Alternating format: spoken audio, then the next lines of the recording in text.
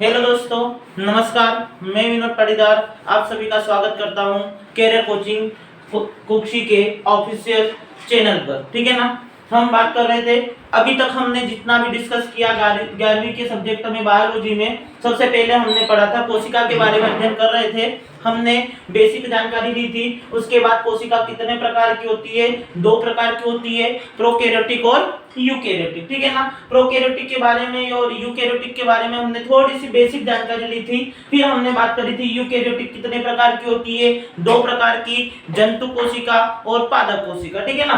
तो इसके बारे में भी हमने डायग्राम की सहायता से समझ लिया था, लेकिन आज मैं आपको इसके बीच में अंतर की बात कर लेते हैं कि जंतु कोशिका व पादप कोशिका, जंतु कोशिका व पादप कोशिका में अंतर। ठीक है ना। इसके बारे में डिस्कस करते हैं। फिर हम इसका जैसे ही हमारा क्लियर होता है, उसके बाद हम धीरे धीरे आगे बढ़ते जाएंगे। कोशिका में, कोशिका के बारे में आपको संपूर्ण जानकारी मिल जाएगी। ठीक है ना। जंतु व पादप कोशिका में अंतर। ठीक है। जैसे हमने चित्र के माध्यम से समझा था, आपको मैंने बताया था एंडिंग समय पे, उस समय पे सारी बातें हमारे को अंतर में करनी रहेगी। ठीक है ना। तो एक तरफ हम जंतु कोशिका की बात करते हैं, ठीक है, दूसरी तरफ हम बात करते हैं पादप कोशिका की। ठीक है। जंतु कोशिका और पादप कोशिका, कल मैंने आपको समझाया था जंतु और पादप के बारे में, डायग्राम सहित हमने समझा था, एक एक चीज क्लियर करी थी। तो अभी हमारे को अंतर दिखने में कोई ज्यादा समस्या नहीं आएगी। ठीक है ना। सबसे पहले बात कर रहे हैं जंतु कोशिका में। ठीक है ना। इसके अंदर हम बात करते हैं तो कोशिका भित्ति क्या होती है, अनुपस्थित होती है। कोशिका भित्ति अनुपस्थित होती है। कोशिका भित्ति केवल और केवल किस में पाई जाती है, यहाँ पर हम बात कर रहे हैं तो पादप कोशिका में होती है। किस में होती है, पादप कोशिका में। जीवाणु कोशिका में भी हम पढ़कर आए हैं कि हाँ, इसमें कोशिका भित्ति होती है और ये किसकी बनी होती है, तो ये मिकोपेप्टाइड या पेप्टिडोग्लाइकेन की बनी होती है। पादप कोशिका में बात कर रहे हैं तो पादप कोशिका में कोशिका भित्ति क्या होती है, उपस्थित होती है। ठीक है ना बेटा, कोशिका भित्ति उपस्थित होती है। ठीक है, समझ में आ रहा है। हमने डायग्राम से समझा था कोशिका भित्ति इसमें क्या होती है, उपस्थित। बाहरी आवरण, सबसे बाहरी कठोर आवरण को हम क्या कहते हैं, कोशिका भित्ति, और वो केवल किस में मिल रही है, यहाँ पर पादप कोशिका में, जंतु कोशिका में नहीं मिल रही। इसका सीधा सा उदाहरण है कि अगर हम बात करते हैं पादप को देखने जाते हैं तो सबसे बाहरी आवरण अत्यधिक कठोर होता है। कैसा होता है, कठोर। वो किसके कारण हो रहा है, कोशिका भित्ति के कारण। हमारे पास में कोशिका भित्ति नहीं है, कोशिका झिल्ली है। ठीक है, तो हमारी बाहरी जो आवरण होता है वो कठोर नहीं होता है। सेकेंड बात, ठीक है, इसमें हरित लवक क्या होता है, तो हरित लवक अनुपस्थित होता है। क्या होता है बेटा, अनुपस्थित। हरित लवक का मुख्य कार्य होता है भोजन बनाने की प्रक्रिया करना, या फिर हम बोल सकते हैं प्रकाश संश्लेषण की क्रिया करना।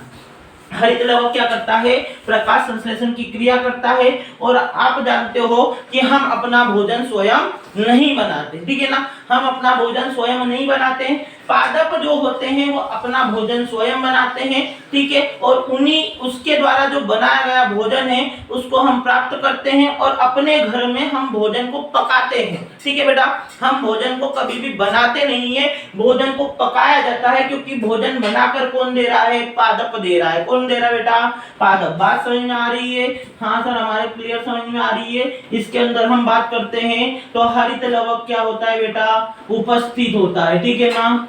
हरित लवक को हम रसोई घर भी कहते हैं। क्या कहते हैं बेटा, रसोई घर के नाम से भी जानते हैं। ठीक है ना। आगे नंबर 3 बात करते हैं इसके अंदर, तो इसके अंदर प्लाज्मा डेस्मेटा नहीं होता है। प्लाज्मा डेस्मेटा नहीं होता है, मतलब अनुपस्थित होता है। क्या होता है बेटा, अनुपस्थित। प्लाज्मा डेस्मेटा अनुपस्थित। इतने से ही हमारे को आपको लिखना रहेगा ना बेटा, तो आप आसानी से लिख सकते हो। अगर मेन बात है समझ में आ रही है हमारे को, हमारे पास अगर शब्द हैं तो हम आसानी से अंतर अगर कहीं पर लिखना रहेगा थ्योरी के रूप में, हम आसानी से लिख सकते हैं। ठीक है ना।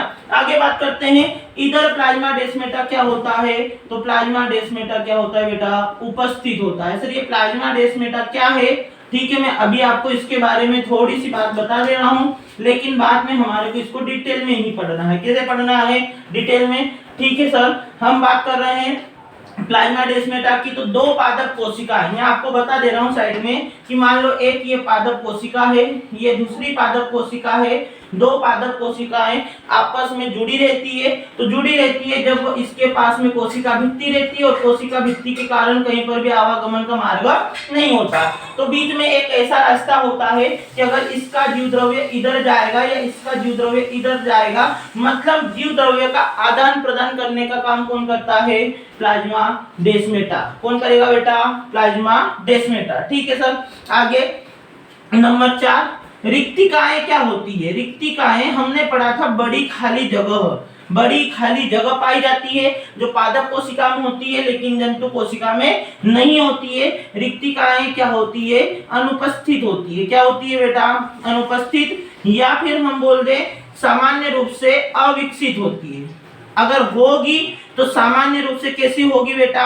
अविकसित, मतलब पूर्ण रूप से विकसित नहीं होती है। ये पूर्ण रूप से विकसित किस में होगी?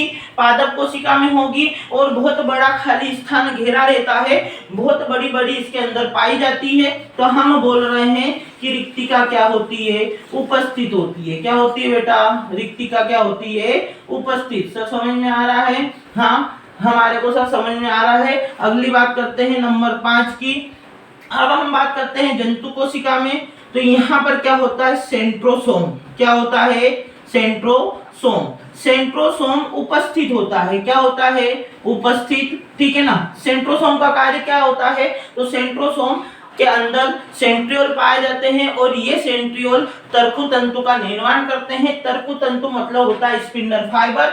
आगे जाकर डीप में पढ़ेंगे, अभी तो आपको नाम समझना है और अंतर समझना। इधर बात करते हैं सेंट्रोसोम उपस्थित नहीं होते हैं, सेंट्रोसोम अनुपस्थित होते हैं। क्या होते हैं बेटा? अनुपस्थित। कल ही मैंने आपको बताया था कि 4 चीजें इसमें उपस्थित रहेगी और 4 चीजें इसमें उपस्थित रहेगी, जिससे कि हमारा अंतर बन जाता है, और मैक्सिमम हम 8 से 9 पॉइंटर हम एग्जाम में क्या करके आ सकते हैं? लिखकर आ सकते हैं। ठीक है ना सर। सेंट्रोसोम इधर, सेंट्रोसोम, ठीक है ना। सेंट्रोसोम अगर इधर अनुपस्थित है तो तर्कु तंतु का निर्माण कौन करेगा? तो इधर तर्कु तंतु का निर्माण करता है लवक। कौन करता है बेटा? लवक। लवक के बारे में पढ़ेंगे, हमने पढ़ा है लवक, ये हरित लवक है। वैसे लवक के बारे में पढ़ेंगे। लवक 3 प्रकार के होते हैं, आगे जाकर हम डीप में इसके बारे में चर्चा करेंगे। ठीक है ना। नंबर 6 की बात करते हैं, लाइसोसोम। लाइसोसोम जंतु कोशिका में क्या होता है? उपस्थित होता है। ठीक है ना। लाइसोसोम जंतु कोशिका में उपस्थित होता है, पादप कोशिका में क्या होता है? अनुपस्थित होता है। अरे बात समझ में आ रही है? पादप कोशिका में क्या होगा? अनुपस्थित। हम बात करते हैं लाइसोसोम जो है जंतु कोशिका में उपस्थित होता है, और पादप कोशिका में क्या होता है? अनुपस्थित। हम बात कर रहे हैं, यहाँ पर लिख सकते हैं लाइसोसोम। लाइसोसोम सर, लाइसोसोम का कार्य क्या होता है? लाइसोसोम का मुख्य कार्य होता है पाचन करना। क्या करना होता है बेटा? पाचन करना। तो सर क्या पादप कोशिका पाचन नहीं करेगी? करेगी। हाँ, तो इसके अंदर क्या होगा सर? लाइसोसोम के स्थान पर इसके अंदर होता है स्पिरोसोम। क्या होता है बेटा? स्पिरोसोम। जैसे लाइसोसोम के अंदर जल अपघटनीय एंजाइम पाए जाते हैं, वैसे के वैसे जल अपघटनीय एंजाइम किस में पाए जाएंगे? तो वो स्पिरोसोम में पाए जाएंगे। अगली बात करते हैं यहाँ पर नंबर 7 पर। यहाँ पर हम बात करते हैं डेस्मोसोम उपस्थित होता है। क्या होता है? डेस्मोसोम। डेस्मोसोम क्या होता है? उपस्थित। वही बात सर, अब ये डेस्मोसोम क्या है? हाँ, तो जैसा प्लाज्मा डेस्मेटा होता है वैसा का वैसा क्या होता है? डेस्मोसोम में आपको यहाँ पर बात बता दे रहा हूँ। जैसे मैंने अभी बताया था कि 2 जंतु कोशिकाएं आपस में, 2 पादप कोशिकाएं आपस में जुड़ी रहती है, तो उसके अंदर जीव द्रव्य का आदान प्रदान कौन करता है? तो उसके लिए रास्ता कौन देता है? प्लाज्मा डेस्मेटा। इधर हम बात करते हैं तो यहाँ पर एक गोलाकार संरचना होती है। इस गोलाकार संरचना को हम कहते हैं डेस्मोसोम। क्या कहते हैं बेटा? डेस्मोसोम। और इस डेस्मोसोम का भी कार्य यही होता है जैसा प्लाज्मा डेस्मेटा का होता है। कहने का अर्थ है कि प्लाज्मा डेस्मेटा और डेस्मोसोम का दोनों का कार्य सेम है जंतु कोशिका और पादप कोशिका में। मतलब हम बात करते हैं जब ये जुड़ी रहती है तो जीव द्रव्य का आदान प्रदान करते हैं। जीव द्रव्य का क्या करते हैं? आदान प्रदान। ठीक है ना। बस नाम उनके क्या है? अलग। तो इधर बात करते हैं नंबर 7 पर, डेस्मोसोम क्या होता है बेटा? अनुपस्थित होता है। क्यों? क्योंकि इधर प्लाज्मा डेस्मेटा होता है। कौन होता है? प्लाज्मा डेस्मेटा। ठीक है ना। डेस्मोसोम क्या होता है, अनुपस्थित होता है। बात क्लियर हो रही है बेटा। चलो नेक्स्ट बात हम करते हैं नंबर 8 पर। यहाँ पर टोनोफाइब्रिल्स होती है, क्या होती है, टोनोफाइब्रिल। सर ये टोनोफाइब्रिल का क्या कार्य होता है, बता रहा हूं बेटा इसके बारे में। टोनोफाइब्रिल उपस्थित होती है। अब हम बोल रहे हैं कि जो पादप कोशिका होती है ना, उसके पास में कोशिका भित्ति होती है, और इस कोशिका भित्ति के अंदर ये 3 प्रकार की परतों से मिलकर बनी होती है, प्राथमिक, द्वितीयक और मध्य पटलिका। आगे जाकर डीप में पढ़ेंगे। तो यहाँ पर जो मध्य पटलिका होती है ना, 2 पादप कोशिकाओं को जोड़ने का काम करती है, ठीक है ना। 2 पादप कोशिकाओं को जोड़ने का काम कौन करेगी, तो मध्य पटलिका या मिडिल लेमिला। वो किस में होता है, कोशिका भित्ति में, ठीक है। इधर क्या कोशिका भित्ति है क्या, सर नहीं है, तो इसमें 2 जंतु कोशिकाएं नहीं जुड़ेगी। तो जोड़ने के लिए कौन होता है, तो जोड़ने के लिए होता है टोनोफाइब्रिल। मतलब 2 जंतु कोशिकाओं को बांधने का काम कौन करता है, टोनोफाइब्रिल। और इधर हम बात करते हैं तो टोनोफाइब्रिल अनुपस्थित होता है। टोनोफाइब्रिल क्या होता है, अनुपस्थित। अरे बात समझ में आ रही है बेटा। ये हमारे 8 पॉइंट है। कितने पॉइंट है, 8। अगर ये 8 पॉइंट आपको क्लियर हो गए हैं, चित्र के द्वारा भी आपको मैंने बताया था, अभी भी बता रहा हूं, चित्र के द्वारा सारे कोशिकांगों की बात करी थी हमने, उसी के अकॉर्डिंग हमने यहाँ पर क्या लिखा हुआ है, अंतर लिखा हुआ है। अगर आपको क्लियर समझ में आ रहा है तो आपको किसी भी प्रकार की दिक्कत एग्जाम के समय पर नहीं आएगी। इतना क्लियर हो गया बेटा। चलो तो ये हमने एक क्या लिखा, जंतु कोशिका और पादप कोशिका में अंतर। कुछ नहीं है, 4 चीजें इसमें उपस्थित है और 4 चीजें इसमें उपस्थित है। इसमें जो उपस्थित है यहाँ पर वो अनुपस्थित है, और यहाँ पर जो उपस्थित है वो यहाँ पर क्या है, अनुपस्थित। बात क्लियर हो गई है। चलो ठीक है, तो ये जंतु और पादप में अंतर हो गया, इसको रफ करते हैं। नेक्स्ट बात हम बात करते हैं कोशिका सिद्धांत। किसकी बात करते हैं बेटा, कोशिका सिद्धांत की, ठीक है ना।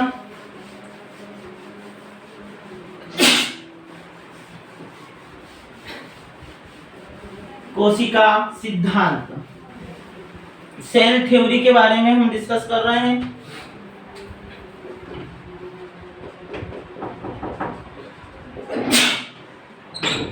कोशिका सिद्धांत, ठीक है ना। कोशिका सिद्धांत के बारे में अगर बात करें तो कोशिका सिद्धांत को प्रतिपादित किया था जर्मन वैज्ञानिक स्लीडन व स्वान ने।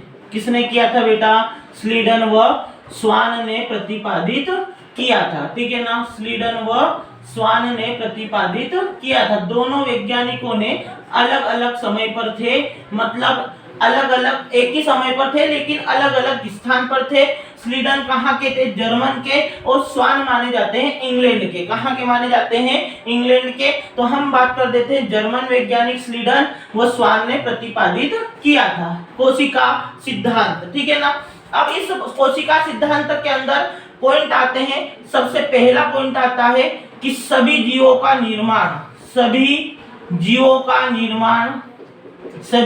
का निर्माण किससे होता है, तो बेटा हम पढ़कर ही आए परिभाषा में कि किससे होता है, कोशिका से होता है। किससे होता है, कोशिका से। हमने बात ही करी है परिभाषा में कि कोशिका को जीवन की संरचनात्मक इकाई कहते हैं। संरचनात्मक मतलब होता है रचना करना। किसकी रचना करना, बेटा बॉडी की, शरीर की रचना करना कौन करती है, कोशिका करती है। इसलिए सबसे पहला पॉइंट बनता है सभी जीवों का निर्माण किससे होता है, कोशिका से होता है, ठीक है ना। बात क्लियर हो गई है बेटा। चलो नेक्स्ट सेकेंड पॉइंट बात कर रहे हैं कि जीवों के सभी कार्य, जीवों के शरीर के समस्त कार्य कौन करती है, तो समस्त कार्य भी कौन करती है, समस्त कार्य कोशिका करती है। कौन करती है बेटा, कोशिका। ऐसे कौन बोल रहे हैं, स्लीडन व स्वान। तो जाहिर सी बात है बेटा, हम परिभाषा में ही पढ़कर आए हैं। पहला हमने संरचनात्मक इकाई बोला है, दूसरा हमने कार्यात्मक इकाई बोला है। क्या बोला है, कार्यात्मक इकाई।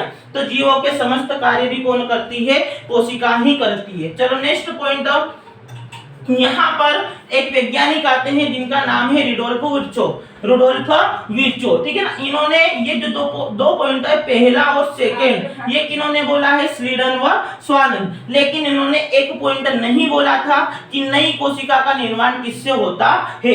तो उस नई कोशिका के निर्माण के लिए फिर एक वैज्ञानिक आए जिनका नाम था रुडोल्फ विर्चो, और उन्होंने बोला कि नई कोशिका का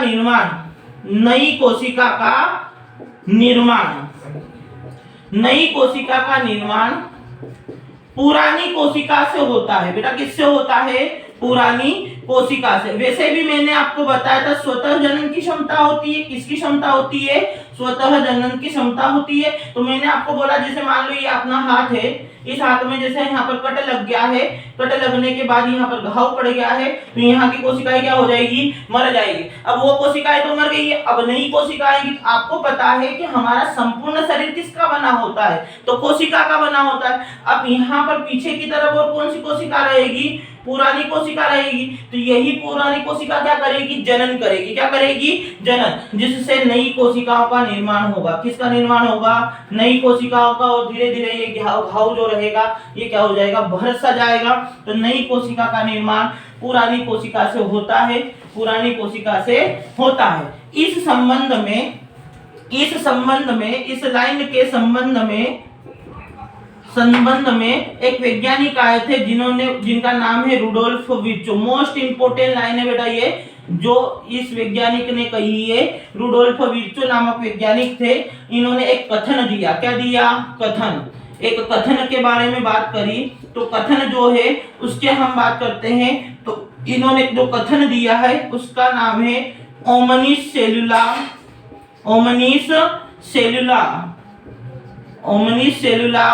ई सेलुला होता है। क्या होता है? ओमनिस सेलुला ई सेलुला होता है। ओमनिस का मतलब होता है नई, ठीक है, और सेलुला का मतलब होता है सेल मतलब होता है कोशिका। क्या होता है? कोशिका। ई का मतलब होता है पुरानी। क्या होता है बेटा? पुरानी। और सेलुला का मतलब वही वापस क्या होता है? कोशिका। ठीक है ना? मतलब नई कोशिका का निर्माण किससे होता है? पुरानी कोशिका का। तो ये कथन दिया था किसने? रुडोल्फ विर्चो ने। वेरी वेरी वेरी इंपॉर्टेंट जो ये लाइन है हम बात करते हैं, ये कथन है ओमनिस सेलुला ई सेलुला। ठीक है ना? तो ये हो जाता है हमारा कोशिका सिद्धांत। तो हम शुरू से बात कर लेते हैं कोशिका सिद्धांत बेटा किसने दिया है? तो कोशिका सिद्धांत दिया था स्वीडन व स्वान ने। स्वीडन जर्मन वैज्ञानिक थे, स्वान की बात करें तो ये इंग्लैंड वैज्ञानिक थे। ठीक है ना? अब सभी जीवों का निर्माण किससे होता है? कोशिका से होता है। जीवों के समस्त कार्य कौन करती है? कोशिका करती है। ये दोनों लाइनें किसने कही है? जर्मन वैज्ञानिक स्वीडन व एक स्वान ने करी है। दोनों लाइनें इन दोनों वैज्ञानिकों ने करी है, लेकिन इन्होंने ये नहीं बताया था कि नई कोशिका का निर्माण किससे होता है। तो फिर एक वैज्ञानिक आए जिनका नाम था रुडोल्फ विर्चो, और इन रुडोल्फ विर्चो नामक वैज्ञानिक ने एक कथन दिया। इन्होंने बोला है कि नई कोशिका का निर्माण किससे होता है बेटा? पुरानी कोशिका से होता है। ठीक है ना? इस कथन के बारे में बात करें तो ये कथन होता है ओमनिस सेलुला ई सेलुला। यहाँ तक की बात क्लियर हो गई है? अरे यहाँ तक की बात क्लियर हो गई है? ठीक है बेटा, चलो आगे बढ़ते हैं हम। तो आगे बढ़ने के लिए हमारे पास कुछ और शब्द आते हैं। पहले उन शब्दों को हम समझेंगे। सबसे पहला एक शब्द आता है ट्रोपोप्लाज्म। क्या आता है बेटा? ट्रोपोप्लाज्म। ये भी कोशिका के अंदर ही होता है। ये सारी जानकारी पढ़ने के बाद फिर हम कोशिका को डीप में धीरे धीरे पढ़ते जाएंगे। अभी हम केवल इन सारे शब्दों के नाम, मतलब ये सारे शब्द हम देख रहे हैं। हमारे पास एक शब्द आता है ट्रोपोप्लाज्म।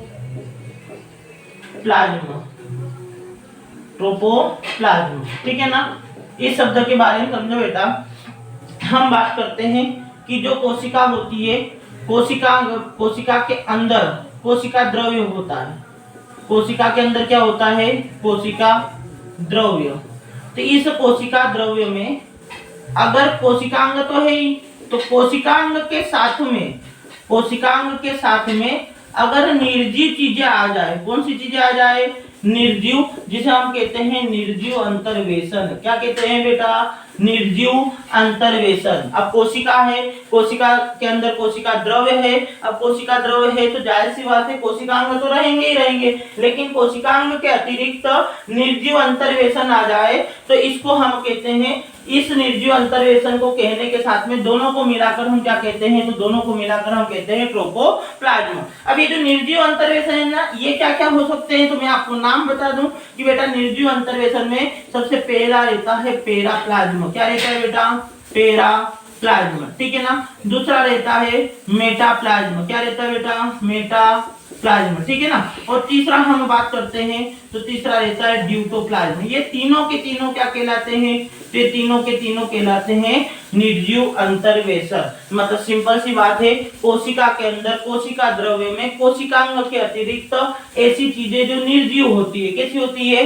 निर्जीव, उनको हम कहते हैं सम्मिलित रूप से ट्रोपोप्लाज्म। बात समझ में आ गई है बेटा, चलो ठीक है। तो आज हम यहीं पर समाप्त करते हैं। इसके आगे अब हमारे पास टॉपिक आता है प्रोकैरियोटिक। अभी हमने प्रोकैरियोटिक के बारे में जानकारी ली है, ठीक है ना, लेकिन वो बेसिक जानकारी थी। अब प्रोकैरियोटिक कोशिका के बारे में हम डिटेल में जानकारी लेंगे। चलो ठीक है, यहाँ तक की सारी चीजें क्लियर है, ठीक है। धन्यवाद, ओके बाय।